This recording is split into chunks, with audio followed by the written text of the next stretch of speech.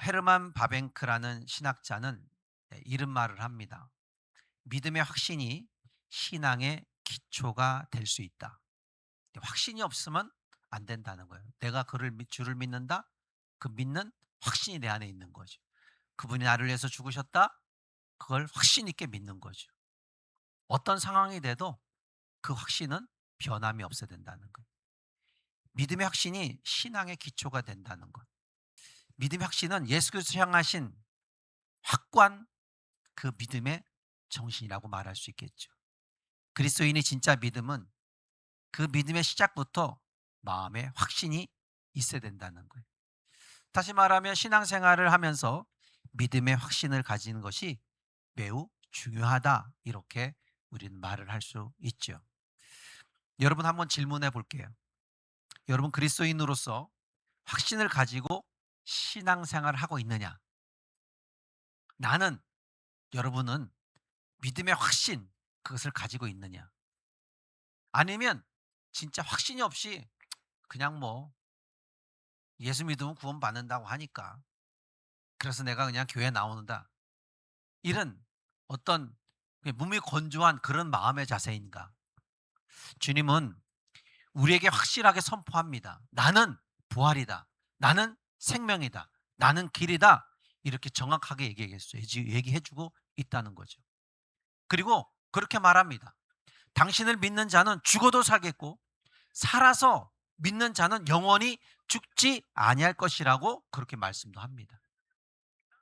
그리고 그 약속대로 나사로를 다시 살리심으로 당신의 부활과 생명의 되심을 증명해냅니다. 더 나아가서 죽은 자도 살릴 수 있다는 신적인 능력을 가진 메시아라는 사실을 확실하게 나사로를 통해서 보여줬다는 거예요.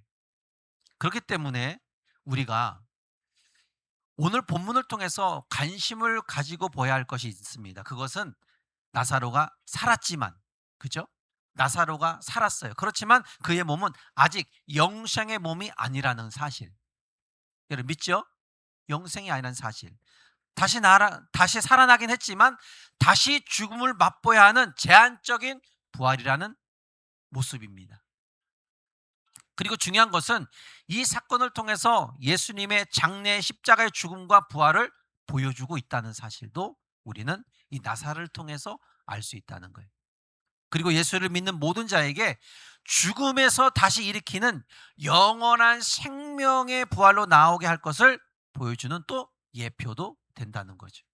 그러니까 나사를 통해서 예수님과 우리의 그 영원한 생명의 모습, 그 모든 것들이 보여지는 예표의 모습이 우리 나사를 통해서 우리는 알 수 있다는 것. 그렇다면 여러분, 오늘 우리는 이 본문을 통해서 우리가 얻을 수 있는 은혜들을, 그 교훈들을 우리가 보는 거죠. 여러분, 우리가 믿는 주님은 모든 것을 원상태로 바꿔놓을 수 있는 분임을 믿죠? 모든 것을 그냥 원상태로 바꿔놓을 수 있어요. 우리가 믿어야 할 이유는 분명합니다. 당신이 가진 능력에 창조의 능력이 있기 때문에 우린 그분을 확실하게 확신을 갖고 믿는 겁니다. 38절에 보면 예수님의 이러한 능력을 가소롭게 보는 사람들이 있음을 봅니다. 예수님은 이들이 마음을 아파합니다. 여러분, 38절에 뭐라고 말합니까? 이에 예수께서 다시 속으로 비통히 여기시며 무덤에 나아가시니 무덤의 굴이 돌로 막혔다. 이들의 행동들, 이들의 말을 듣고 너무 마음이 아파하십니다. 물론 나사로의 죽음으로 장례에 온 사람들이 다 예수님의 능력을 부인하지 않습니다. 나사로의 죽음을 애도하는 사람들도 있습니다. 36절에 보면 예수님의 사랑을 인정하는 사람들이 있고요. 그리고 37절에 맹인의 눈을 뜨게 한 이 사람이 그 사람이냐? 죽지 않게 할 수 없더냐? 이 말씀하는 뭐예요? 예수님을 부정적으로 보는 사람들도 있다는 얘기예요. 그러니까 예수님을 긍정으로 보는 사람도 있고 부정으로 보는 사람도 있다. 그리고 예수님은 이들의 말을 듣고, 우리가 본문 38절부터 읽었지만 38절에 이들의 말을 듣고 뭐라고 합니까? 속으로 비통한 마음을 가지고 있는, 마음이 상했어요. 왜 전적으로 나의 확신을 못 믿느냐 이거예요. 여러분, 예수님은 모든 것을 원상태로 바꿔놓을 수 있는 걸 믿죠? 왜요? 창조주기 때문에. 근데 어떤 사람들은 그걸 믿고 있는 사람이 있는가 하면 어떤 사람들은 그걸 못 믿고 비꼬 와서 얘기한 사람들이 있다는 거예요. 그들의 말을 듣고 왜 나를 그렇게 못 믿지? 내가 하나님인데, 내가 창조의 능력을 가진 사람인데, 그토록 많은 것을 보고서도 왜 이렇게 못 믿는 거야? 그러니 오늘 본문에서 비통한 마음을 가지는 예수님의 마음을 우리는 보고 있다는 거예요. 예수님은 극한 감정의 표현을 분노로 표출하고 있는 겁니다. 여러분, 주님은 이웃을 사랑하지 않는 동정심도 없는 이들을 향해 분노한 거예요. 왜 사랑이 마음에 없을까? 이것을 볼 때 하나님의 형상대로 지음받은 인간들이 사단에게 마음을 전적으로 다 빼앗긴 모습도 보는 거예요. 여러분, 사단에게 마음을 빼앗긴 사람들의 마음은 어때요? 강팍합니다. 강팍하다. 얼음짝처럼 냉랭하다. 돌짝처럼 완전히 굳어있다. 그 사람은 피도 눈물도 없는 거. 그렇잖아요. 아주 냉정해요. 사랑이라고는 찾아보질 않아요. 같이 울어주질 않아요. 사단에게 마음이 뺏겨진 모습들. 여러분, 성도는 어떠한 상황을 만나면 논리적으로 분석하고 따지기 전에 그 상황의 그 상황의 위로의 자리라면 이웃을 사랑할 줄 아는, 이웃을 따뜻하게 품을 수 있는 그 말과 행동이 돼야 될 줄 믿습니다. 그 상황에 맞는, 진짜 신앙인은 주님의 마음을 품은 주님처럼 어려움을 당한 이웃에게 사랑을 베풀어야 된다는 거죠. 로마서 12장 15절의 말씀에 즐거워하는 자들과 함께 즐거워하고 우는 자들과 함께 울라 이렇게 하잖아요. 주님의 마음을 품은 성도가 그들의 마음을 이해할 수 있는 성도가 돼야 된다는 거예요. 그 상황에 맞게 그에게 다가서서 좋은 말, 그래서 함께 울을 수 있을 때 울어주고 함께 기뻐할 때 기뻐할 수 있는 것. 여러분, 죽은 나사로는 조문자들이 아무리 위로해줘도 살아날 수 없습니다. 그렇잖아요. 어떻게 살아나요? 제가 며칠 전에 장례식 갔다 왔지만 제가 가서 위로했어요. 근데 안 살아나더라고요. 안 살아나요. 위로한다고 살아나질 않아요. 그러나 함께 슬퍼할 때 슬퍼하고 함께 웃을 때 웃어줄 줄 아는 거. 이미 죽은 지 나흘이 됐어요. 시간이 흘러 냄새가 나고 상태입니다. 마르다는 나사로의 무덤 앞에서 돌과 같이 굳은 불신앙의 모습을 보여주고 있습니다. 보세요. 마르다는 주님의 죽은 나흘이 되어 냄새까지 난다고 단호하게 주님 앞에 불신앙적인 모습을 이야기합니다. 예수님 왔는데 이미 냄새 나잖아요. 이미 냄새 나잖아요. 그 얘기는 뭐예요? 불신앙적인 모습의 자세입니다. 여러분, 주님은 34절에 우리가 말씀 봤지만 나사로를 어디에 두었느냐 이렇게 물어요. 그런데 이미 38절에는 뭐예요? 무덤을 돌로 막아놨어요. 예수님을 초청해 놓고 좀 기다리지. 이미 굴 속에 집어넣고 무덤에 집어넣고 돌로 막아놔 버렸어요. 이러한 마음을 가지고 있는 마르다에게 예수님은 선포합니다. 39절에 무덤에 돌을 옮겨놔라. 제발 좀 옮겨놔라. 왜 너 나를 초청해 두고 무덤 문을 꽉 막아놨느냐. 나보고 뭘 어떻게 하라고. 그러니까 돌을 옮겨놔. 내가 보여줄게. 뭐 이거 얘기 아닙니까? 여러분, 여기서 돌문은 마르다나 마리아나 마르뿐만 아니라 모여있는 모든 사람들의 불신앙적인 모습을 우리는 캐치해 볼 수 있는 거예요. 왜요? 주님께 도와달라고 요구하고 기다리지 못하고 이미 시신을 무덤으로 옮겨 입구를 돌로 막아놓기 때문이죠. 마르다 주님 앞에서 죽은 이 나흘의 시간이 지나서 부패가 시작이 되었다는 거예요. 그러나 주님은 그들의 말에 흔들리지 않아요. 오히려 당신을 믿으면 하나님의 영광을 볼 수 있다 그렇게 말하고 있어요. 여러분 믿습니까? 여러분, 마르다는 주님과의 대화를 행할 때 신앙 고백을 한 사람입니다. 하나님을 높인 사람이에요. 예수님을 높인 사람입니다. 그럼에도 불구하고 주님의 능력을 불신하는 말도 없지 않아 있습니다. 마르다는 왜 끝까지 주님을 믿는 믿음의 확신을 가지지 못했을까? 전 끝까지 갔지 왜 못했을까? 이러한 마르다의 행동을 보면서 지금의 그리스도인들의 믿음의 정도를 보면 되지 않을까? 여러분, 지금의 성도들을 보면 다 그런 건 아니지만 확실하게 알 수 있는 것은 끝까지 가지 못하는 믿음의 확신도 없이 여전히 나는 주를 믿는다는, 그래서 영혼의 소망한 나라를 갈 수 있다고 자부합니다. 아니 뜨뜻미지근하면서 영원한 나라에 갈 수 있다는 거예요. 확신이 불확실하면서도 그냥 교회 가서 앉아 있으면 하나님 나라에 갈 수 있다고, 이런 자부를 갖고 있는 모습. 어디서 나오는 배짱인지 모르겠지만, 예. 자기 할 것 다 해가면서, 자기 놀 것 다 놀아가면서 그래도 영원 나라 갈 수 있다는 거예요. 어디서 나오는 제 배짱인지 모르겠지만. 근데 나사로의 죽음의 현장에서 보듯, 여러분, 인간의 상황에 따른 불신앙은 고치기 매우 어려운 악습관입니다. 참 어려워요. 마치 무덤의 입구를 막은 돌과 같은 겁니다. 이렇게 상황이라는 환경에서 돌과 같이 굳은 성도들에게 주님은 에스겔 11장 19절에 말씀합니다. 내가 그들에게 한 마음을 주고, 야, 돌짝같이 굳어진 그 이스라엘 백성들에게, 그들에게 한 마음을 주고 그 속에 새 영을 주며 그 몸에 돌 같은 마음을 제거하고 살처럼 부드러운 마음을 주었는데, 예, 바싹 굳은 그들에게 이렇게 저렇게 다 해봤는데, 새로운 마음에 새로운 은혜를 부어 부드러운 마음을 가지게 했는데, 그런데 주님의 은혜를 보고 듣고 했지만 시간이 지나면서 여전히 믿지 않는 자들, 그들의 마음이 돌처럼 바위처럼 단단하게 강팍하게 되었다는 표현을 우리 주님이 에스겔을 통해서 말하고 주고 있는 거예요. 그러니까 나라를 빼앗겼죠. 그러니까 주님을 부인했죠. 그러니까 하나님 모른다고 하죠. 그러니까 뭐예요? 각기 제 길로 갔겠죠. 근데 여전히 주님은 그들에게 그 강팍한 마음을 없애기 위해서, 부드럽게 만들어주기 위해서 주의 마음을 그들에게 부어주는데도 불구하고 여전히 자기 멋대로 행동하고 주를 찾는 시간보다 자기 시간을 더 많이 갖는 그런 모습이 여전히 있다는 거예요. 강팍한 것. 여러분, 이 강팍한 마음 때문에 타락하여 이스라엘 1세대들은 광야에서 무너졌잖아요. 여러분, 그들이 홍해의 기적을 경험한 자들입니다.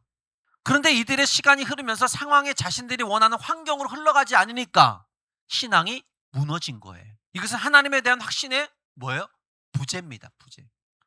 하나님을 믿지 못하는 확신이 없는 부재. 그리고 이스라엘이라는 나라는 바벨론에 의해서 패망도 됩니다. 그리고 강팍한 마음 때문에 예수 그리스도를 믿지 못하고 십자가의 죽음으로 내몰잖아요. 여러분, 말씀은요, 우리에게 강팍한 마음을 경계하라고 권면합니다.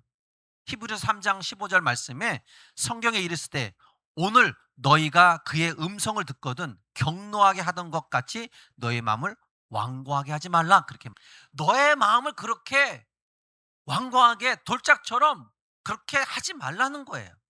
좀 부드러운 마음, 주의 마음을 가지라는 거예요. 여러분, 우리는 주님이 왜 돌을 옮겨 놓으라 했는지 그 뜻의 은혜를 신앙에서 찾아가야 됩니다. 왜 돌을 옮겨 놓으라고 했을까? 여러분, 그 돌의 무게는요, 우리가 감히 쉽지 않은 겁니다. 이제 주님은 41절 42를 보면서 나사로의 무덤에 돌을 옮겨진 상태에서 아버지께 간구의 말씀을 선포합니다. 기도하잖아요. 죽은 지 나흘 시간이 흘러 인간의 살릴 수 없는 가능성이 없는 상태. 그런데 죽은 지 나흘의 시간이 흘렀지만 나사로의 시신을 부활시키며 주님의 기적은 아버지께 간구를 통해 이루어졌습니다. 41절에 눈을 들어 우러러 아버지, 내 말을 들으신 것을 감사합니다. 내 말을 들으신 것을 감사합니다. 우린 주님처럼 하나님의 은혜로 응답의 열매를 경험하는 그리스도인이 되어야 합니다. 여러분, 나사로의 부활의 기적은 주님의 능력으로 일으킨 거지만 그 능력을 아버지께서 주신 것이라는 의미를 눈을 들어 우러러 기도한 겁니다. 주님의 확신의 기도를 아버지께 드린 거예요. 하나님 아버지께. 우리는 기도하는 것을 받은 줄로 확신하는 믿음을 소유할 수 있는 그 믿음을 가져야 됩니다.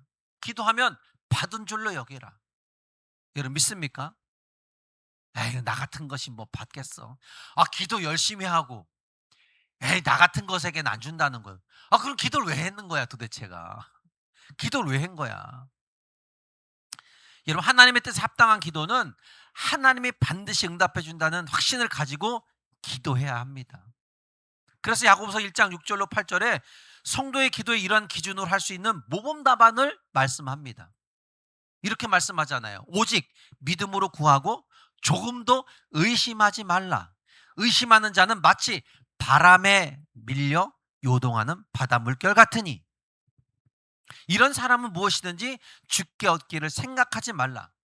두 마음을 품어 모든 일에 정함이 없는 자다.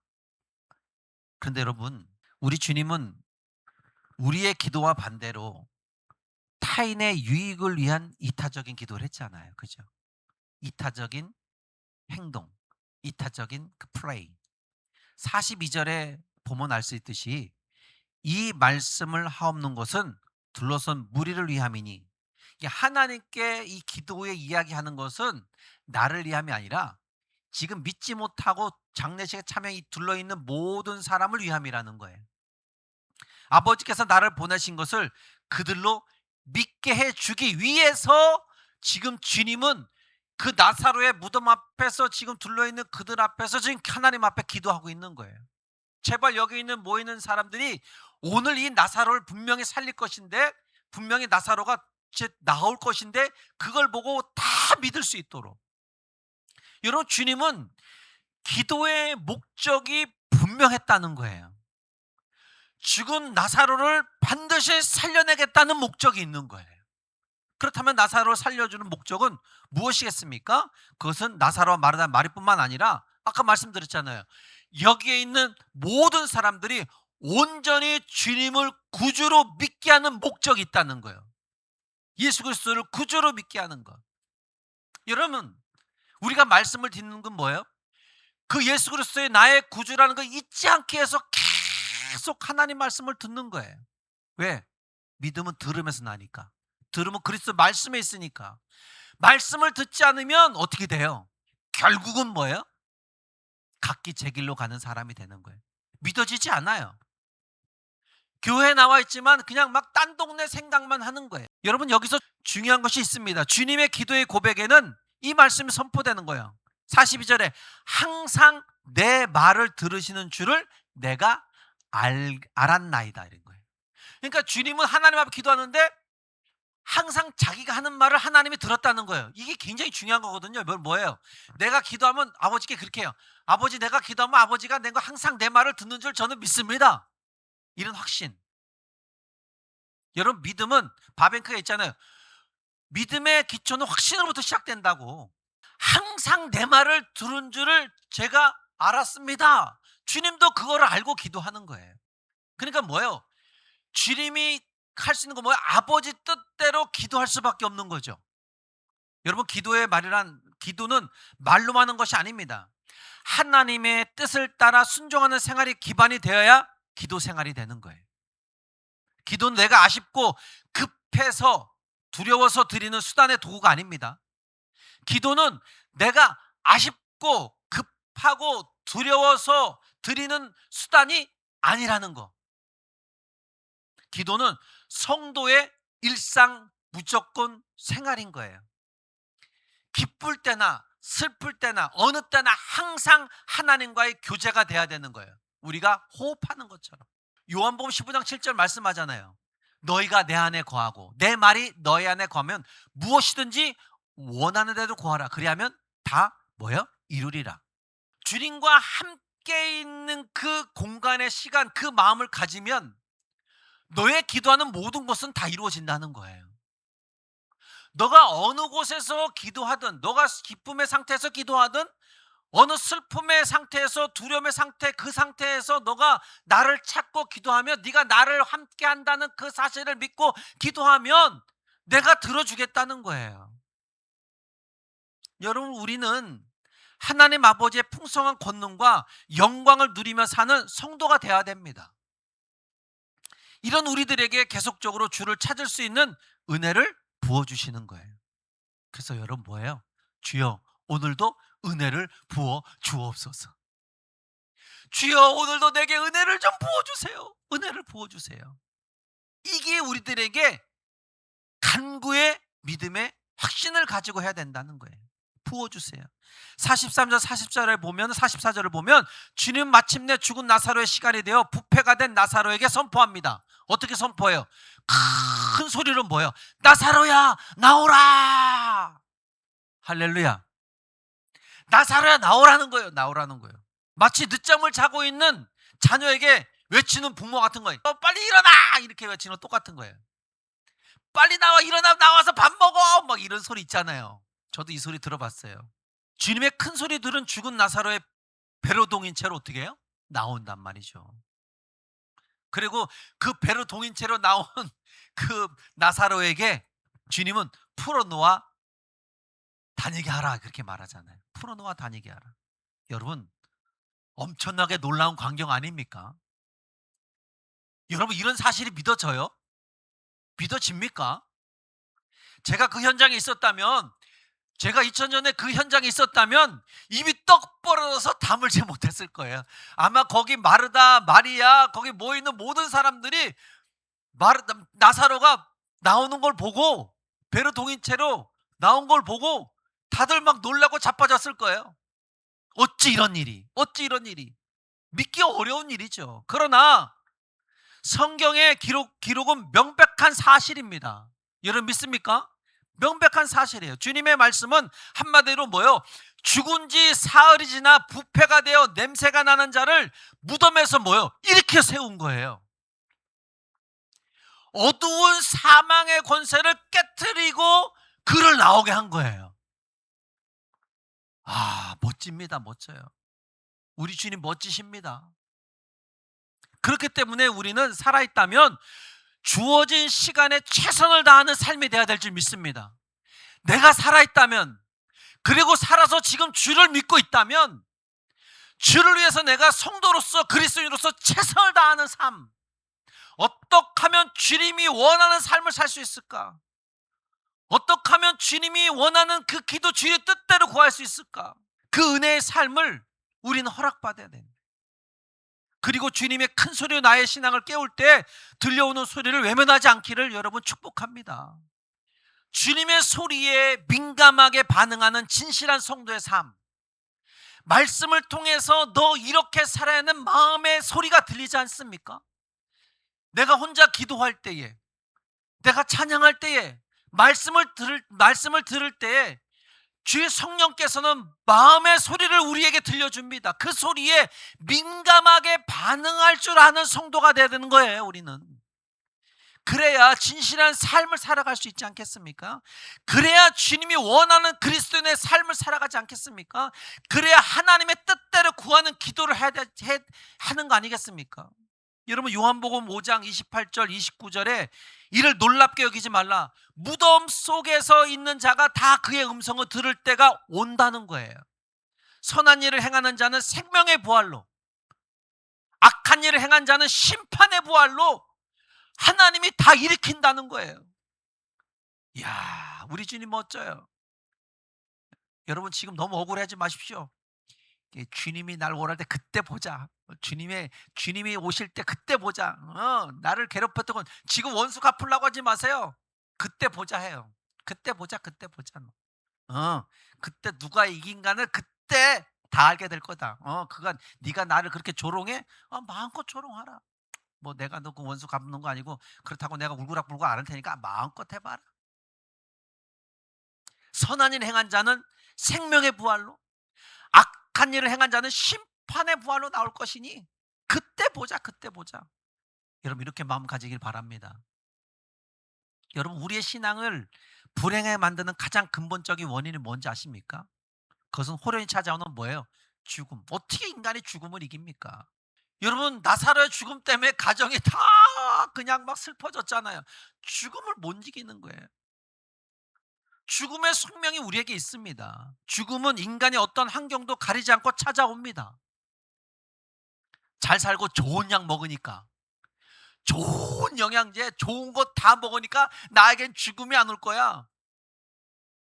불로장생 뭐 약초 막 먹으니까 나는 죽음이 안 올 거야. 그렇다고 안 옵니까? 숙명처럼 찾아와요. 어떤 환경 가리지 않고 온다니까요. 그러나 주님은 죽은 지 나흘의 시간이 지난 나사로를 말씀 한마디로 살려내심으로 이 땅에 영생의 빛을 비치게 하신 거예요. 할렐루야. 내가 길이 되고 내가 진리가 되고 내가 생명이 되는 주님의 그 사랑의 생명으로 이어지는 소망을 보여지게 한 겁니다. 근데 여러분, 우리의 삶에는 항상 상황이라는 삶의 수레가 하늘의 소망을 잃어버리게 하여 주저앉힐 때 있습니다. 그 주저앉고 싶을 때 나를 밀어주신 분은 오직 하나님, 오직 주님밖에 없음을 우린 알아야 될 줄 믿습니다. 자신이 하나님께 위로를 받기 원한다면 하나님 앞에 머물러 있는 시간을 가져야 되는 거예요. 하나님 앞에 머물러 있는 시간을 많이 가지세요. 머문다는 것은 내 문제를 해결받기 위한 노력하는 것이 아니라 하나님 말씀 안에서 답을 찾기를 바라는 마음인 거예요. 하나님 말씀 안에서 답의 간절한 마음은 고통과 억울함이 분노가 되지 않고 아픔의 슬픔이 되어 상처로 남지 않기를 바라는 마음 때문에 우리가 그분 앞에 앉아 있는 겁니다. 그리스도인들에게 하나님을 믿는 믿음의 반복은 살아 역사하는 말씀 안에서 움직이는 능력입니다. 삶의 고통과 아픔 속에서 말씀을 붙잡고 그 삶의 여정을 걸어가면 오늘 내가 붙들려고 그 말씀이 은혜의 길로 반드시 만들어준다는 거예요. 말씀을 반복적으로 믿는 그리스도인이 되어서 그 길을 계속해서 걸어가는 저와 여러분 되기를 주의 이름 축복합니다.